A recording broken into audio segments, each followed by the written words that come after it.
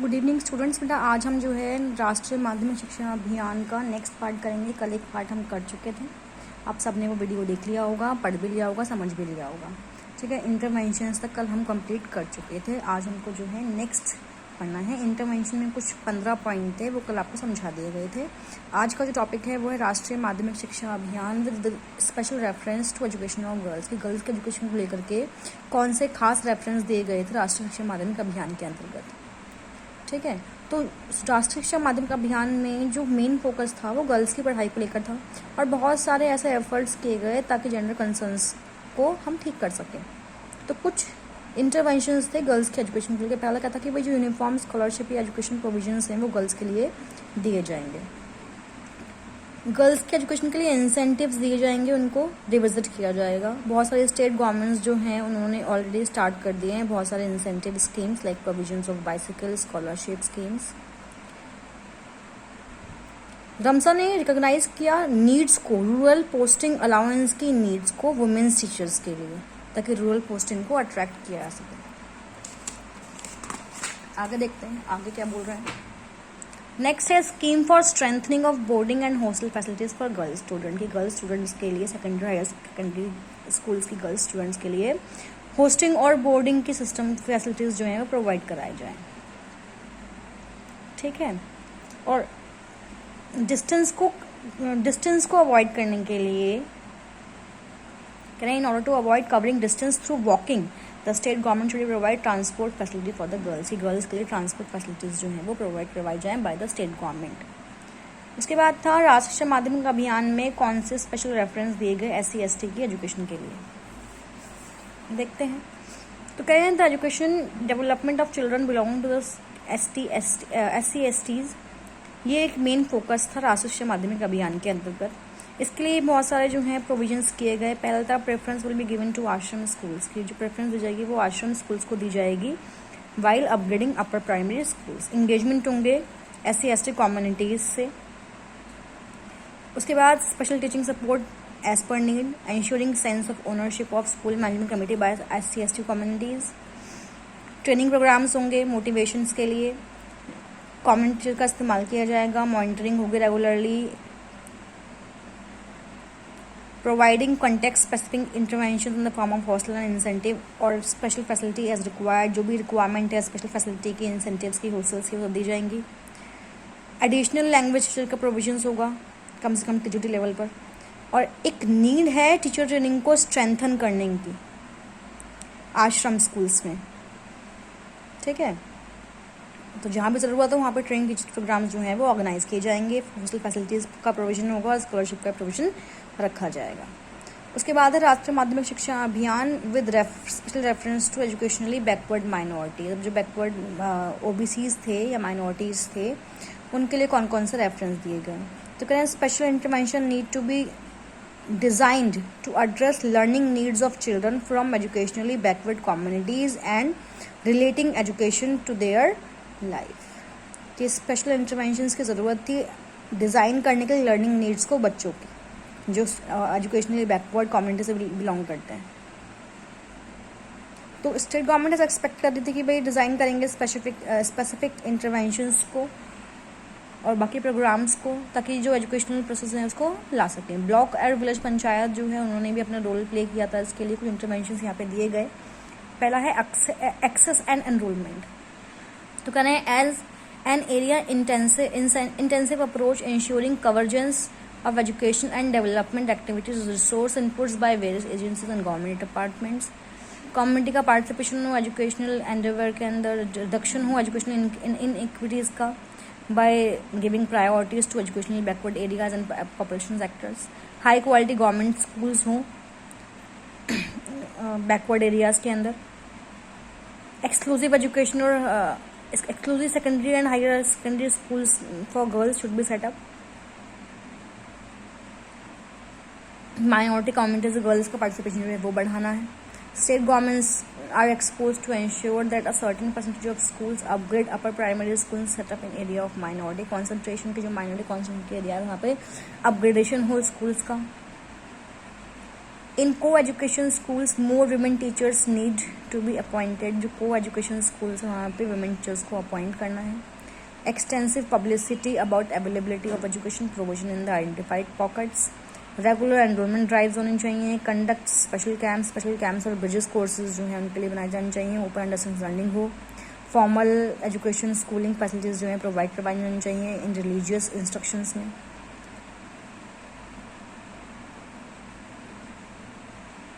मकतब and मदरसा के थ्रू। इंटेंसिव मोबिलाइजेशन एफर्ट्स हों रेजिडेंस ग्रुप्स के अंदर, working in close collaboration with the community and mobilising parents and identifying pockets using local community leaders in community mobilisation, providing hostel facilities. तो ये कुछ provisions थे जो रमसा के अंदर किए गए थे। अगला है रिटेंशन। तो कह रहे हैं कि भाई monitoring attendance in pocket identified for intensive activities, provision of some token towards grades और incentive if possible for better attendance. Tokens का जो है प्रोविजन किया जाता कि जो है ग्रेड्स और इंसेंटिव बढ़ सके। Public facilities of children with good academic attendance records, community involvement in mobilising parent for regular attendance of their children. ठीक है, कम्युनिटी का इन्वॉल्वमेंट हो ताकि बच्चे जो हैं स्कूल में अटेंडेंस दें अपनी। Organisation of an regular interval attention drives to put regular pressure on parents, के भी ऑर्गेनाइजेशंस बनाई जाएं रेगुलर इंटरवल अटेंशन के लिए ताकि वो पेरेंट्स पर प्रेशर डालें बच्चों को स्कूल भेजने के लिए, खासतौर से गर्ल्स को। तो ये खाली वन टाइम ड्राइव नहीं था, ये रेगुलर इंटरवल पे चलते रहे थे। स्कॉलरशिप जो है वो प्रोवाइड करवानी चाहिए। अचीवमेंट्स क्या रहे तो कह रहे हैं special coaching classes, remedial classes specially for educationally backward minority. भाई जो स्पेशल कोचिंग क्लासेस हैं, रेमेडियल क्लास हैं, खासतौर से जो एजुकेशनली बैकवर्ड माइनॉरिटी गर्ल्स हैं या बच्चे हैं जो अकेडमिकली अच्छा नहीं कर रहे हैं उनके लिए रखी जाएँ। Creation of a congenial learning environment in the classroom where they are given the opportunity to learn, की क्लास में ऐसा environment हो जहाँ बच्चों को अपॉर्चुनिटी मिले सीखने के लिए। Urdu as a media of instruction में भी फैसिलिटेटेड इन स्कूल्स, की उर्दू जो है बच्चों के लिए स्कूल में इंस्ट्रक्शन का मीडियम रखा जाना चाहिए। टीचर सेंसिटाइजेशन प्रोग्राम्स दिए जाएं और डिप्लॉयमेंट हो उर्दू टीचर्स का सेकेंडरी स्टेज पर। ठीक है, तो ये कुछ रखे गए थे इंटरवेंशंस। आगे जो है ये टॉपिक है ओवरव्यू को, जितना भी हमने पढ़ा है उसका ये ओवरव्यू है एक। तो ये ओवरव्यू आप एक बार खुद पढ़ लेंगे और आपका ये रमसा का टॉपिक यहाँ पे ख़त्म हो जाता है। ठीक है, अब जो नेक्स्ट टॉपिक शुरू होगा वो है what is meant by terms globalisation and privatisation. Discuss the impact of globalisation on Indian education. तो आज हम जो है ग्लोबलाइजेशन पढ़ते हैं। तो ग्लोबलाइजेशन में क्या है, कह रहे हैं the term globalisation has come into common use since 1980। 1980 में ये जो वर्ड है ग्लोबलाइजेशन ये कॉमन यूज में आया था। रिफ्लेक्ट कर रहा था टेक्नोलॉजी एडवांसमेंट को, जिसने इजी बनाया है और क्विक बनाया है पूरे के पूरे इंटरनेशनल ट्रांजैक्शन को, ट्रेड में भी और फाइनेंशियल फ्लोस में भी। ग्लोबलाइजेशन क्या है, एक तरह कॉम्बिनेशन है फ्री एक्सचेंज ऑफ गुड्स का, सर्विसेज का, मटेरियल का। जैसे जैसे ग्लोबलाइजेशन ने प्रोग्रेस किया है, जो लिविंग कंडीशंस हैं वो इम्प्रूव हुई हैं सिग्निफिकेंटली। ठीक है, हर एक कंट्री के अंदर। In the broader sense globalisation जो है वो एक्सटेंडेड एरिया को रेफर करती है एक्टिविटी की और इंटरेक्शंस के अमंग नेशंस।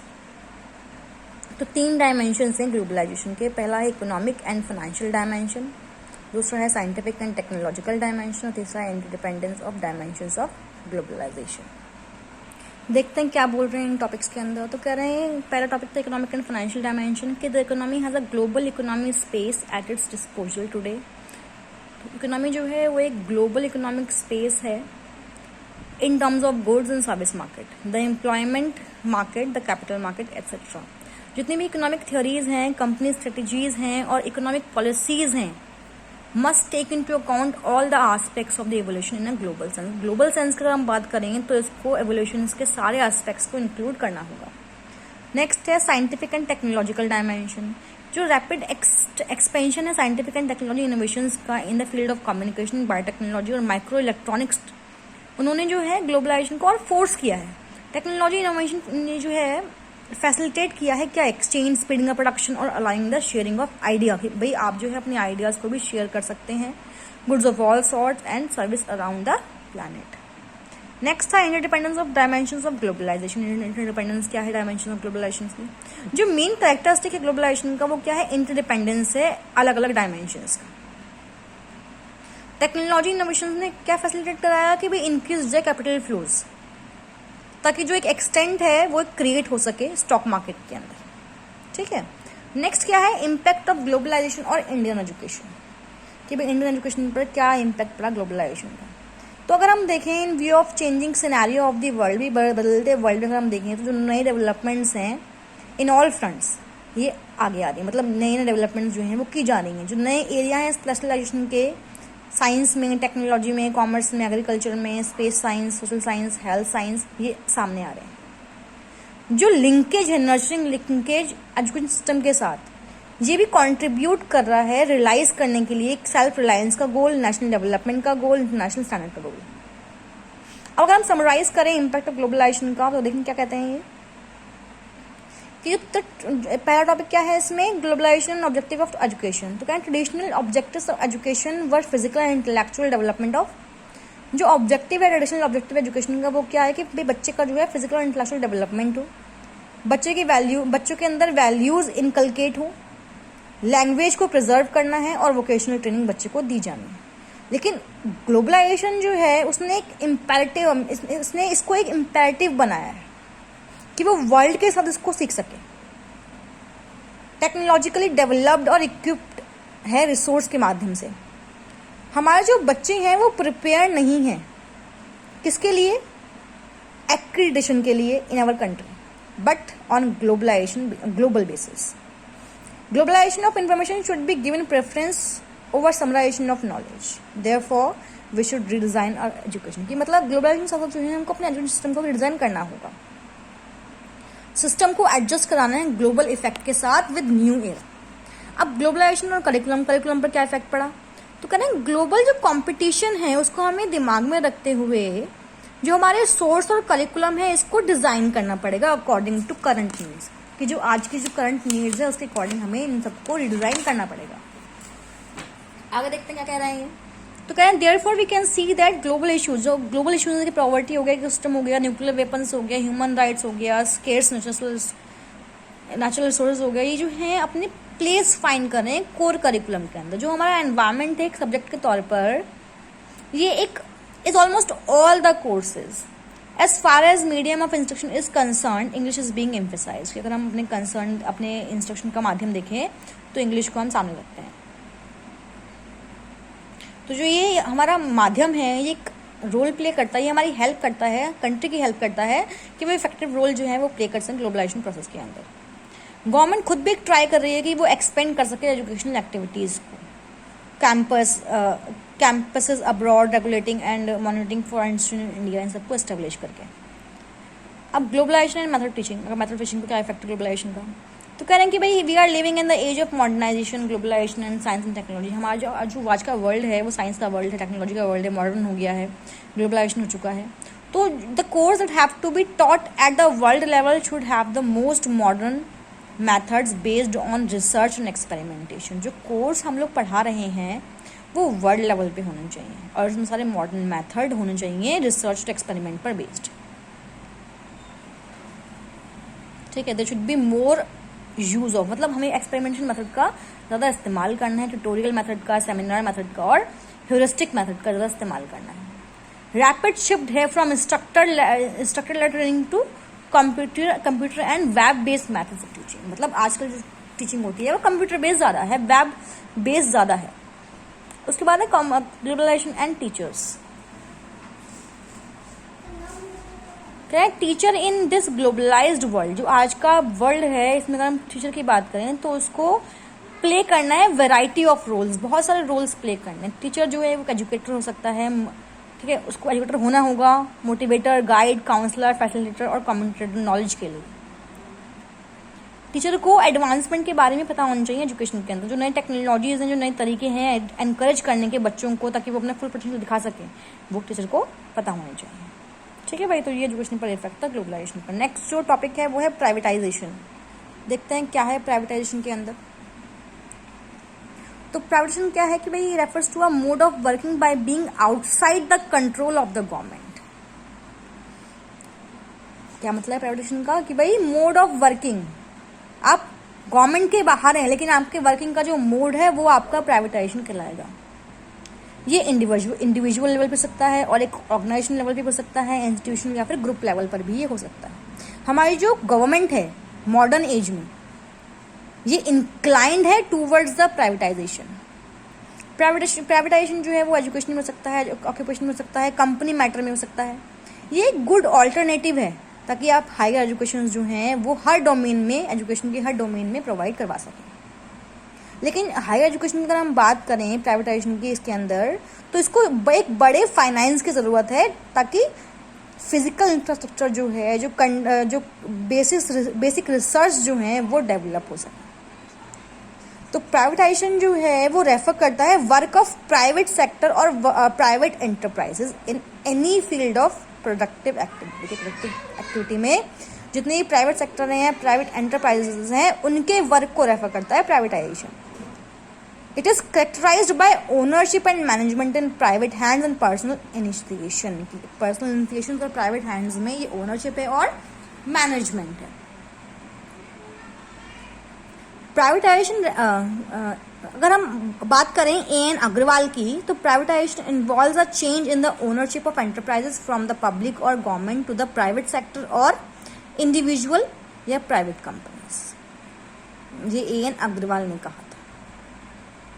अब नीड क्या है और इम्पोर्टेंस क्या है प्राइवेटाइजेशन की? तो पहला पॉइंट क्या है, public sector in India is relatively small. जो पब्लिक सेक्टर है इंडिया के अंदर वो छोटा है, लेकिन जो उसकी इनेबिलिटी है बेसिक सर्विसेज प्रोवाइड करवाने की और lack of investments in infrastructure chokes the economy को ये चोक करती हैं। लेकिन जो रोड है, अनरिलायबल इलेक्ट्रिसिटी इंस्टेशन, प्राइवेटाइजेशन को बेटर सर्विस अवेलेबल।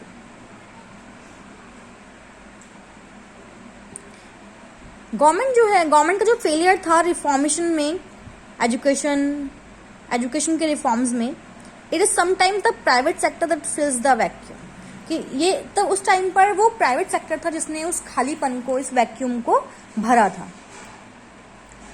जो अकाउंटेबिलिटी थी वो कम थी गवर्नमेंट स्कूल्स के अंदर, तो उसकी वजह से क्या हुआ, जो लोग अफोर्ड कर सकते हैं प्राइवेट सेक्टर में स्कूलिंग के लिए, लोगों ने क्या किया, गवर्नमेंट स्कूल में जब लैक थी अकाउंटेबिलिटी की, मतलब पढ़ाई हो नहीं पा रही थी, क्वालिटी एजुकेशन नहीं मिल रही थी, तो लोगों ने क्या किया, प्राइवेट सेक्टर में जाना शुरू कर दिया।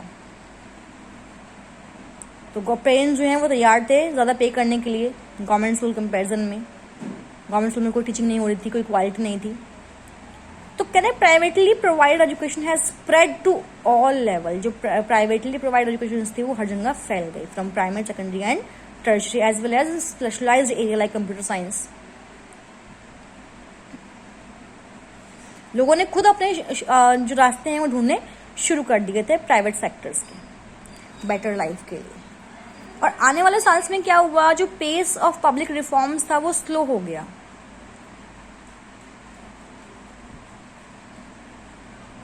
Intellectuals are drawing the right lessons from information technology where government is also playing a supportive role। कि गवर्नमेंट ने भी जो है अपना सपोर्टिव रोल प्ले करना शुरू कर दिया। गवर्नमेंट ने मतलब इनको डिक्लाइन करने के बजाय प्राइवेट सेक्टर्स का साथ दिया।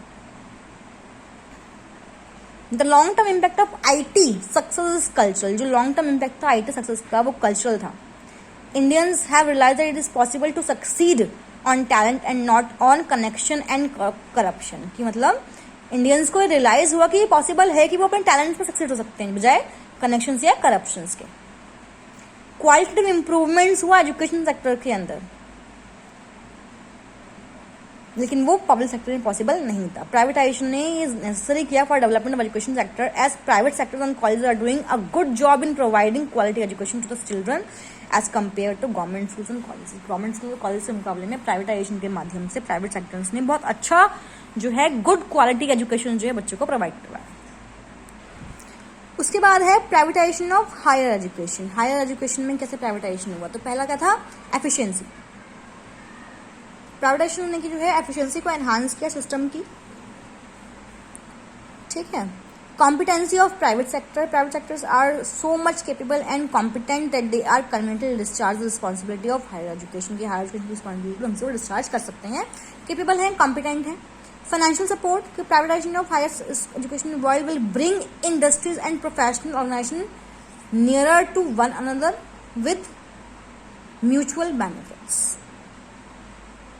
तो जो हायर एजुकेशन था उसको फाइनेंशियल सपोर्ट मिला इंडस्ट्री से, और industry will have manpower as per the requirement. फिर द अर्निंग कैपेबिलिटीज, कि privatisation of higher education would enhance the earning capability of student, कि भाई बच्चे के अंदर एक कमाने की जो क्षमता थी, अर्निंग कैपेबिलिटीज को एनहांस किया था।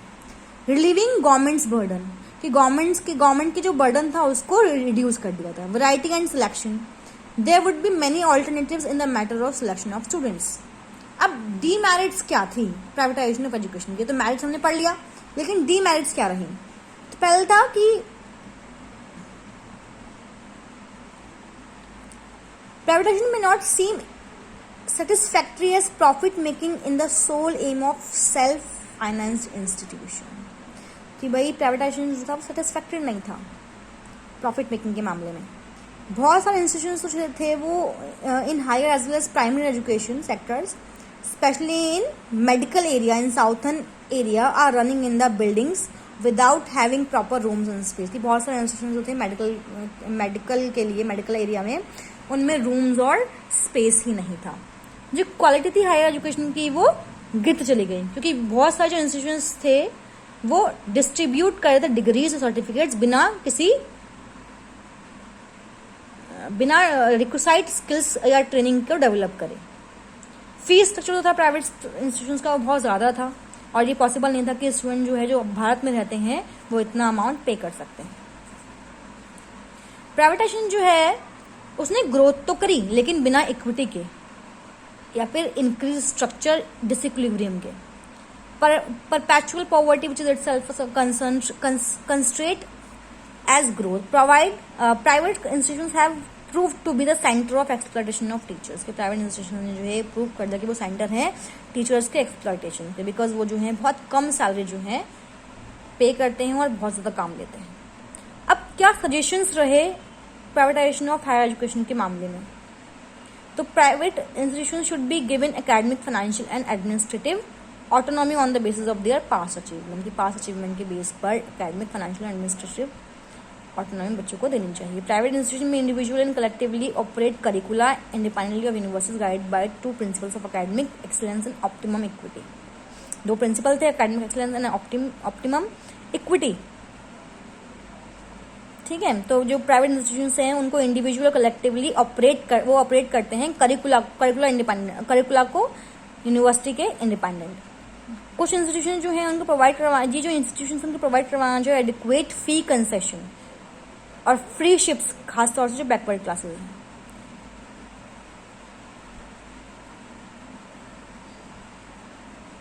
जो इंस्टीट्यूशन उनको पार्शियली सब्सिडाइज करना चाहिए by the state in the form of government. तो इंडिया जो है वो एक डेवलपिंग कंट्री है, इसको इनको नीड है कि ये इंश्योर करें एक्सेस को और इक्विटी को एजुकेशन के मामले में। प्राइवेटाइजेशन जो है बहुत इंपॉर्टेंट है डेवलपमेंट के लिए अलग अलग एरियाज के अंदर कंट्री के, लेकिन they should be some control of the government for the smooth functioning. Smooth function के लिए गवर्नमेंट का कुछ कंट्रोल यहाँ पे होना चाहिए। इनका जो एम है वो सिर्फ प्रॉफिट को कैसे कमाते हैं ये सिखाना नहीं है, it should also serve the community as well as nation, मतलब कम्युनिटी और नेशन के लिए कुछ काम होना चाहिए। तो ये था आपका प्राइवेटाइजेशन एंड ग्लोबलाइजेशन जो खत्म हो गया है। आपने रमसा भी खत्म कर लिया, ग्लोबलाइजेशन और प्राइवेटाइजेशन खत्म कर लिया। इसको आप टच कर लेंगे, जो भी प्रॉब्लम आती है उनसे आप पूछ लेंगे।